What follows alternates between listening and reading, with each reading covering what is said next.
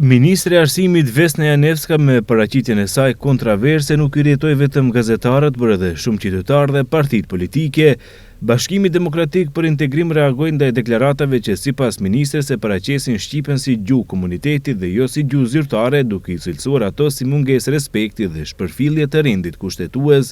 Integristët akuzojnë ministrat Filkov dhe Janevska për tendenca të minimizimit të përdorimit të shqipes në institucione, ndërsa kritikon edhe vlenin për heshtje, duke theksuar se statusi zyrtar i gjuhës shqipe është i garantuar me kushtetut dhe ligj. Deklarata se Maqedonia ka një gjuhë zyrtare dhe një tjetër që e flasin komunitetet, si dhe kërkesa që gazetarët të përkthejnë për të, përbëjnë jo vetëm mungesë respekti ndaj shqipes, por edhe shpërfillje të realitetit kushtetues dhe ligjor që garanton përdorimin zyrtar të saj.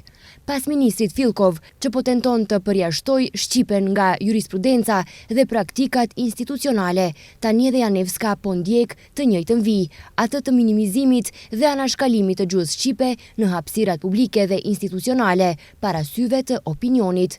BDI kujton se gjuha shqipe nuk është gjuhë komuniteti, por gjuhë zyrtare e garantuar me kushtetur dhe me ligj. Ajo nuk është çështje dëshire personale të një ministri apo ministreje, por detyrim institucional.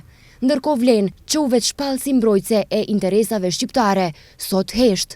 Shtabi i tyre i krizës i ngritur këto ditë për propaganditore, le të mblidhet e të diskutoj për Filkovin dhe Janevskën, thon nga BDI-a. Ndërkaq sot deklarata e Janevës nuk mbeti pa u komentuar as në kuvent te pyetjet e deputetëve, kur deputet të opozitës kërkuan nga kabineti qeveritar të sqarojnë deklaratat kontradiktore të ministres së Arsimit. Kujtojmë se dje ministri i Arsimit dhe Shkencës Vesna Janevska u përplas me gazetarët kur nga këto të fundit ju kërkua Janevskës që herë tjetër të merr përkthyes me vete.